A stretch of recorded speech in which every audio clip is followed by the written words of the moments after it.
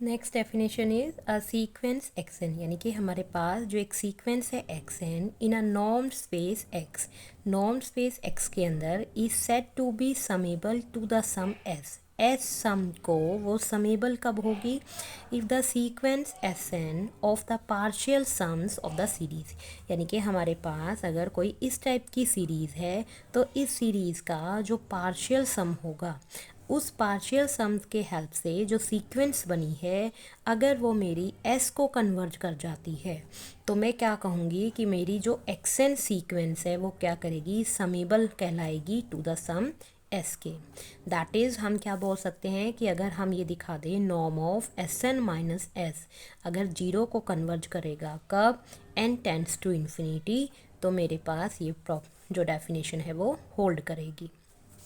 Next is the sequence xn is said to be absolutely summable। मेरी जो sequence xn है वो absolutely summable कब होगी, if summation n is equal to 1 to infinity, यानी कि मेरी जो ये norm of xn है अगर इस पे हमने समीशन जो अप्लाई किया है अगर ये पूरी टर्म मेरी लेस देन इन्फिनिटी बन जाए तो मेरी जो सीक्वेंस है वो एब्सोल्युटली समेबल कहलाएगी। Next theorem is a normed space X, यानी कि हमें क्या प्रूव करके दिखाना है कि जो नॉर्म्ड स्पेस एक्स है वो कंप्लीट कब होगा, if and only if every absolutely summable sequence is summable. तो फर्स्ट केस हम डिस्कस करेंगे कि सपोज हमने कर लिया कि मेरा एक्स क्या है, कंप्लीट। अगर मेरा एक्स कंप्लीट है तो इसके कॉरस्पॉन्डिंग हमने एक X N absolutely summable sequence consider की। अगर ये मेरी समेबल सीक्वेंस है तो it means that imply summation N is equal to 1 to infinity norm of X N क्या बन जाएगा, less than infinity by this definition. That is हमारे पास क्या आ गया कि अगर ये चीज़ लेस देन इन्फिनिटी होगी तो हम क्या कह सकते हैं कि मेरी जो ये सीक्वेंस है मेरी जो ये सीरीज़ है ये क्या बन जाएगी, मेरी convergent.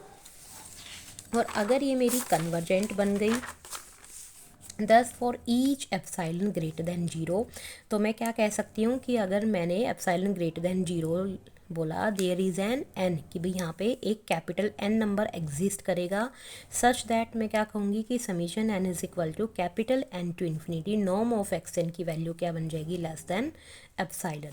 Late S N is equal to summation K is equal to 1 to N X K. इसको हमने क्या कंसीडर किया कि this is the partial sums of the series this. Then we have, तो हमने नेक्स्ट क्या कंसीडर किया कि भाई S N minus S M. हमने ये चीज़ कंसीडर क्यों की, क्योंकि हम क्या दिखाना चाहते हैं कि मेरी जो एस एन है वो क्या बनेगी, एक कोची सीक्वेंस। और कोची सीक्वेंस बनाने के लिए हमने ये टर्म कंसीडर की ताकि हम इस चीज़ को क्या दिखा सकें, लेस देन एप्सिलॉन।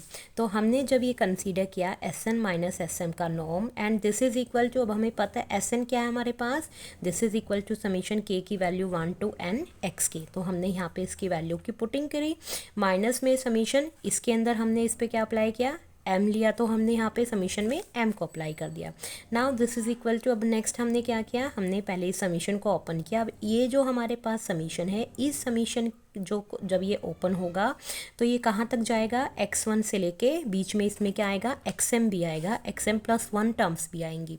तो और कहाँ तक खुलेगा, ये xn तक। और जो सेकेंड वाला समीशन है वो कहाँ तक खुलेगा, x1 से लेके xm तक। यानी कि जो पहले वाला समीशन है वो अपने अंदर पीछे वाले समीशन की सारी टर्म्स को क्या करता है, इंक्लूड करता है। जब हम इन टर्म्स को आपस में कंबाइन करेंगे तो हमारे पास क्या आएगा कि जो पहली एम टर्म्स हैं वो पिछली एम टर्म से कैंसल आउट हो जाएंगी। तो हमारे पास क्या बचेगा, norm of X M plus 1 plus up to so on X N and is equal to this, यानी कि इस वैल्यू को इस फॉर्म में हम लिख सकते हैं। नाउ अब हम जब इस नॉर्म को अंदर समीशन के अंदर लेके जाएंगे तो हमारे पास क्या बन जाएगा, summation K is equal to M plus 1 to N norm of X K, और साइन कैसा आ जाएगा, लेस देन इक्वल टू। जब हमने ये चीज़ अप्लाई की तो now this is less than equal to summation K is equal to capital N to infinity. क्यों, क्योंकि जो एम है वो मेरा क्या है, इस कैपिटल एन से बड़ा है। तो मेरी ये टर्म क्या हो जाएगी, less than equal to term में चेंज हो जाएगी, summation norm of X K and this is less than epsilon. तो यहाँ से हमें क्या मिल गया कि एस एन क्या बन गई, मेरी एक Cauchy sequence in capital x के अंदर, और कैपिटल एक्स साथ ही साथ हमारे पास क्या गिवन है कि वो कंप्लीट है तो इसका मतलब कॉची सीक्वेंस क्या होनी चाहिए, एक किसी पर्टिकुलर पॉइंट को कन्वर्ज करनी चाहिए। तो हमने वो पर्टिकुलर पॉइंट क्या ले लिया, S belonging to capital X such that S N किसको कन्वर्ज कर जाएगी, एस को। और अगर एस एन मेरी एस को कन्वर्ज कर गई इट मीन्स एक्स एन क्या आ गई मेरी, समेबल। सेकेंड केस हम डिस्कस करते हैं कि हमने इसमें क्या सपोज किया कि जो एब्सोल्युटली समेबल सीक्वेंस है एक्स के अंदर वो क्या है, समेबल है। अब हम क्या प्रूव करेंगे कि एक्स क्या होना चाहिए, कंप्लीट। एक्स को कंप्लीट दिखाने के लिए हम क्या लेंगे कि एक्स एन हमने क्या कंसीडर कर ली, एक Cauchy sequence in capital X, then for each K there exist N K belonging to natural number such that कि हम क्या लिख पाएंगे कि X N minus X M का जो नॉर्म है this is less than 1/2 raise to the power K for all N comma M greater than equal to N K. Without loss of generality हमने क्या कंसीडर कर लिया कि जो मेरा ये एन के है this is less than N K plus 1। अब यहाँ पे हमने क्या रिजल्ट अप्लाई कर रखा है कि हमें पता है कि जो हमारा एक्स है वो कंप्लीट कब होता है, अगर हम क्या दिखा दें कि ये कॉची सीक्वेंस हम लेकर चलें और वो कॉची सीक्वेंस क्या कर जाए, एक पर्टिकुलर पॉइंट को कन्वर्ज कर जाए। तो हमने क्या किया यहाँ पर कि भाई अगर मेरा ये एन के less than N K plus 1 है तो हमने यहाँ पर एक एक्स एन के क्या ली, एक सब सीक्वेंस, और उसके कॉरस्पॉन्डिंग हमने y1 की वैल्यू क्या ले ली, X N minus X N one, y2 is equal to X N two minus X N one up to सोन हमने क्या कंसीडर किया, वाई एन को, and this is equal to X N K minus X N K minus 1। अब यहाँ पे हमने in term से क्या नोटिस किया, फर्स्ट हमने देखा कि जब हमने समीशन अप्लाई किया y सफिक्स आई इसके ऊपर, तो हमने जब इसके समीशन को ओपन किया तो ये किस में खुल गया, y1 plus y2 up to y और y1 हमें पता है हमने क्या कंसीडर कर रखा है, xn1, फिर y2 हमने कंसीडर किया, तो इन सब की पुटिंग हमने यहाँ कर दी। जब हमने ये सारी पुटिंग की तो हमने देखा कि जो हमारी ये वाली फर्स्ट टर्म है ये इसकी सेकेंड टर्म से कैंसिल आउट होगी, तो इस तरह करते करते हमारी ये सारी टर्म्स क्या हो जाएंगी, कैंसिल आउट, और फिर उसके बाद हमें लास्ट में क्या बचेगा, xn के। सेकेंड हमने इसमें नोटिस किया कि जब हमने वाई के ऊपर ये नॉर्म कंसीडर किया तो इससे हमें क्या वैल्यू मिली, हमें पता है वाई के क्या काम करता है, एक्स एन के माइनस में एक्स एन के माइनस 1। अब इसके ऊपर हमने किसका यूज़ किया है, यूजिंग स्टार, यानी कि जो हमारी पिछली इक्वेशन है स्टार जो हमने ये लगाई थी इसके कॉरस्पॉन्डिंग हमने जो है इसकी वैल्यू को कंसीडर किया। Now this is less than 1/2 raise to the power K minus 1, जहाँ पर के क्या है मेरा, ग्रेटर देन 1। अब इसके अंदर हमने क्या किया, जो मेरे पास समीशन था K is equal to 1 to infinity, किस पे अप्लाई कर दिया आपने, हमने वाई के नॉर्म पर, and this is less than equal to. अब इसको हमने क्या किया, इसकी फर्स्ट टर्म को हमने अलग से ओपन कर दिया और बाकी टर्म्स को हमने समीशन के अंदर ही रखा। नेक्स्ट हमारे पास क्या आ गया कि जो नॉर्म ऑफ y1 है वो तो हमारे पास एज इट इज़ है, and this is plus summation K is equal to 2 to infinity. अब जो ये वाई के का नॉर्म है ये ऊपर हमने अभी डिराइव किया थोड़ी देर पहले, तो ये हमारे पास क्या है 1/2 की पावर के माइनस 1, तो यहाँ पे हमने इसकी पुटिंग कर दी। अब हमने देखा कि जो ये समीशन है 1/2 की पावर के माइनस 1 ये क्या है, मेरी एक जीपी सीरीज़ है इनफाइनाइट के केस में, जिसकी फर्स्ट टर्म क्या है मेरे पास 1/2, कॉमन रेशियो भी क्या है मेरा इसका 1/2। तो हमने इसका क्या निकालना है, सम निकालना है। सम निकालने के लिए हमने इसका फॉर्मूला यूज़ किया a/1 - r, तो यहाँ से हमारे पास इसकी वैल्यू क्या बन गई 1। तो यहाँ पर हमने इसकी पुटिंग कर दी कि norm of y1 plus 1 and this is less than infinity.